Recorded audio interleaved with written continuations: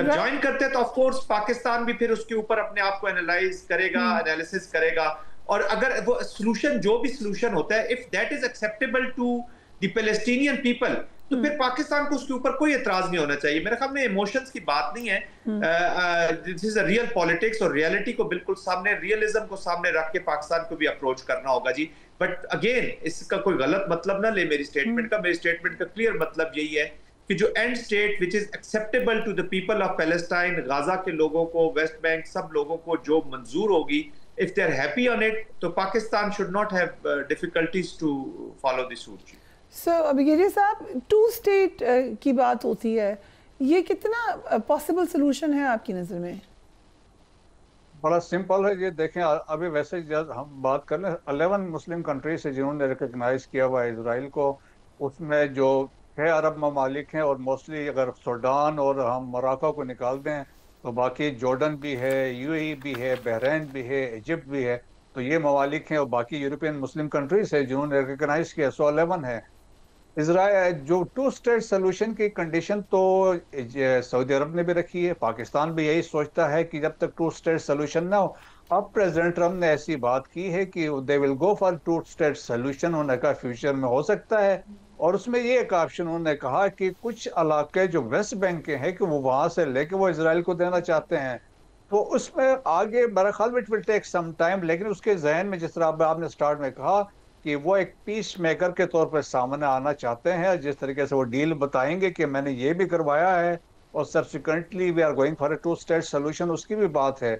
और एक कंट्री मुझे लाइकली लगता है जो नियर फ्यूचर में, जहां पे स्टीव विटकॉफ ने बहुत सारी बातें की हैं, सीरिया इज लाइकली है, देखें कि ये रिकग्नाइज करेगा। और जिस तरीके से सीरिया और इसराइल की आजकल जो बातचीत चल रही है, एक न्यू डायनेमिक्स है, एक नई डेवलपमेंट हमने देखी है।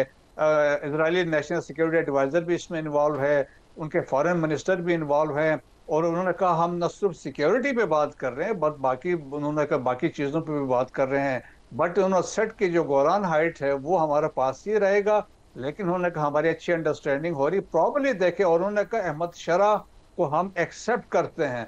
सो मेरा ख्याल में एक नई डायनेमिक्स, एक नई डेवलपमेंट हो रही है, लेकिन 2 स्टेट सोल्यूशन जो है मोस्टली देखें वो एक्सेप्टेबल है, यही सऊदी अरब का भी कहना है, और यही हम पाकिस्तान का भी कहना है कि 1967 से पहले जो पोजीशन है, सवाए ईरान है जो कहता है कि वो एक्सेप्ट ही नहीं करता द एग्जिस्टेंस ऑफ इजराइल इसमें है।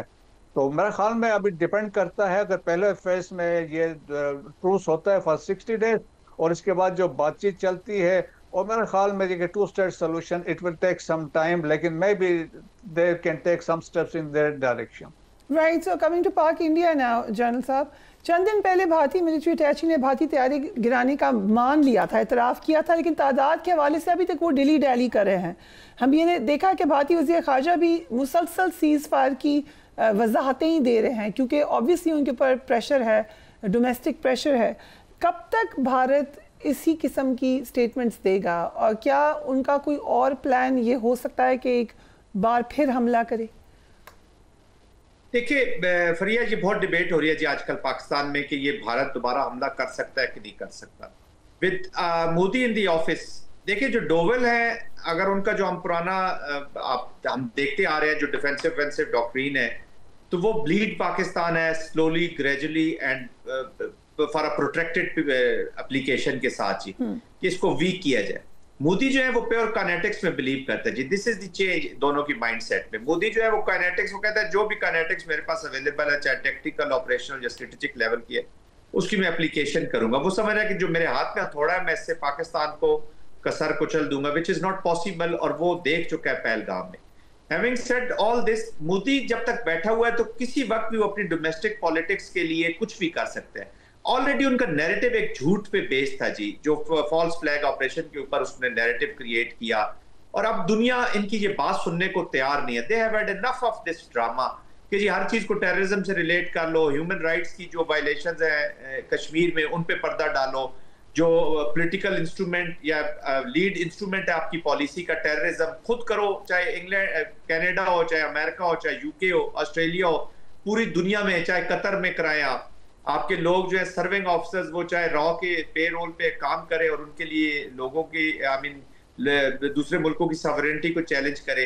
तो अब लोगों को 21वीं सदी है जी, एवरीबॉडी अंडरस्टैंड, और इसका ये जो खुमार था वो पाकिस्तान ने मिलिटरीली तो रिस्पॉन्स में उतार दिया, बट अगेन ये एक वो कॉन्टिन्यूसली रखेगा जरूर, क्योंकि उसने अपने लोगों को एक इतना मेंटली बीमार कर दिया, इस चीज में मुब्तला कर दिया कि वो समझते हैं कि जब तक पाकिस्तान को मांडू नहीं कर लेंगे या पाकिस्तान का ये जो कैपेसिटी कैपेबिलिटी खत्म नहीं कर लेंगे, इसको एक ब्लाइंड स्टेट नहीं बना लेंगे, एक इम्प्लोजन की तरफ नहीं लेके जाएंगे, तो तब तक हमारा सर्वाइवल नामुमकिन। उन्होंने इतना खौफ पैदा कर लिया है for their domestic political consumption. तो जब तक ये उनका थीम एजेंडे पे रहेगा तो वॉर तो यहाँ पे रहेगी जी। और सेकेंडली फरिया भी जरा थोड़ा सा पाकिस्तानी पॉइंट ऑफ व्यू से भी हमने देख रहे हैं कि हमारे नेशनल वाइटल इंटरेस्ट में अब पानी भी शामिल हो गया है, कश्मीर भी है। तो ये वो चीजें हैं, जब तक अब कश्मीर का तस्फिया पीसफुल नहीं होगा तो एवरी डे एक ये बदरू अभी निकलेगी मोदी से, तो डोवल में चली जाएगी, कल अमित शाह में चली जाएगी, योगी में चली जाएगी। ये बार बार इसी चीज के ऊपर, अब इनका सर्वाइवल भी इसी ऑक्सीजन सिलेंडर पे है कि पाकिस्तान की बैशिंग करो, वॉर का हर वक्त खतरा रखो, और आप जो वॉच डॉग है आप बीइंग इन इंडो पैसिफिक उसको सामने रखो और फायदा उठाओ। They will never go against China. यही पॉलिसी अपनाए ना चाइना के खिलाफ, उन्होंने भी तो चले जो सो कॉल्ड जब कहते हैं कि कश्मीर पे कब्जा किया तो वहां जाए, चाइना ने हमें अभी सपोर्ट किया है तो चाइना के खिलाफ भी एक्शन ले, तुर्किया के खिलाफ भी जाके एक्शन ले। तो ये सिर्फ बातें हैं, बट अगेन मैं कहूंगा कि जंग का खतरा बिल्कुल है। और जब तक मोदी ऑफिस में है, देखिए as a military commander I would never like to read the intentions of the enemy. I will like to read the capability and capacity. वो उनके पास है लड़ने की, वो जंग कर सकते हैं, पर पाकिस्तान के पास भी भरपूर कैपेसिटी कैपेबिलिटी है टू रिस्पॉन्ड। तो I think Pakistan is all prepared to take them on any time. वो इसी वजह से प्रिपेयर्ड है कि हमें जंग का खतरा उनसे लाहक है। राइट। सो बिगेरी साहब, एक इसका दूसरा एंड भी है कि क्या किसी ना किसी तरह डायलॉग की तरफ आ सकता है भारत। आज बिलावल भुट्टो ने कश्मीर और पानी के मामले पर भारत को बाकायदा कहा है कि आप मुज़ाकरात की टेबल पर आएँ। हेग की सालसी अदालत ने सिंताज मुआहदे पर पाकिस्तान के मौक़िफ़ को तस्लीम भी कर लिया। सो क्या डिप्लोमेटिकली प्रेशर डाला जा सकता है भारत पे कि आए बातचीत करें? पाकिस्तान तो एक रिस्पॉन्सिबल स्टेट के तौर पे बातचीत कर रहा है, और बातचीत में ये इंडिया भी दे रहा है हम बातचीत के लिए तैयार हैं, और मसाइल में इंडिकेट कर रहा है कि इंडस वाटर ट्रीटी की बात होगी, टेररिज्म की बात होगी, जम्मू एंड कश्मीर की बात होगी, और इंटरनेशनल कम्युनिटी हमारे नैरेटिव को दे आर बाई कर रहे हैं, मान रहे हैं। अभी देखें ना, जयशंकर साहब गए हुए थे क्वाड में, तो वहाँ पे उन्होंने पहलगाम को उन्होंने मजम्मत की, लेकिन पाकिस्तान का नाम नहीं लिया, तो वहाँ पे उनकी फेलियर थी। यूनाइटेड नेशन में था, तो अब सफाइयाँ देता फिर रहा है, लेकिन कोई उनको मानने को तैयार नहीं है। तो अब उनके सेटबैक्स तो वो बहुत सारी हो रही हैं, लेकिन देखें कि हम तो कहते हैं कि यकीनन जब फील्ड मार्शल मिले होंगे, प्रेसिडेंट ट्रंप से बात की होगी, यकीनन उन्होंने इस पर भी बातचीत की होगी।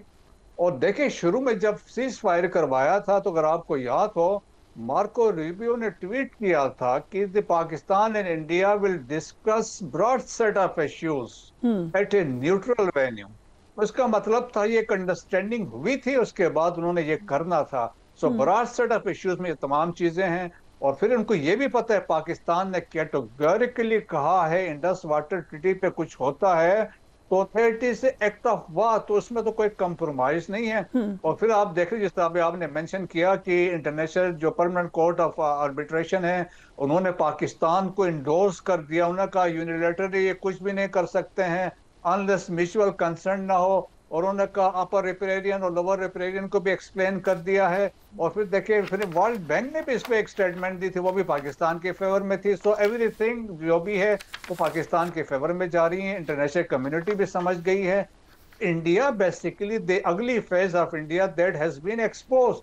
अब दुनिया समझ गई है यार, ट्रांसनेशनल रिप्रेशन में ये लोग हैं, ये दहशतगर्दी ये पाकिस्तान में करवा रहे हैं, कतर में ये स्पिनाज करा रहे हैं, और इसके अलावा ये कोई स्टेज इनकाउंटर्स भी करते हैं, स्टेज रिकवरीज भी करते हैं। तो एक एक्सपोज इनका हुआ है, लेकिन पाकिस्तान ने देखें अपनी रेलेवेंस एस्टेब्लिश की, रिस्पांसिबिलिटी भी शो की, और इसके that's why we are a peer competitors. अभी इंडिया की जब बात हो रही तो वो इनको वही तकलीफ है।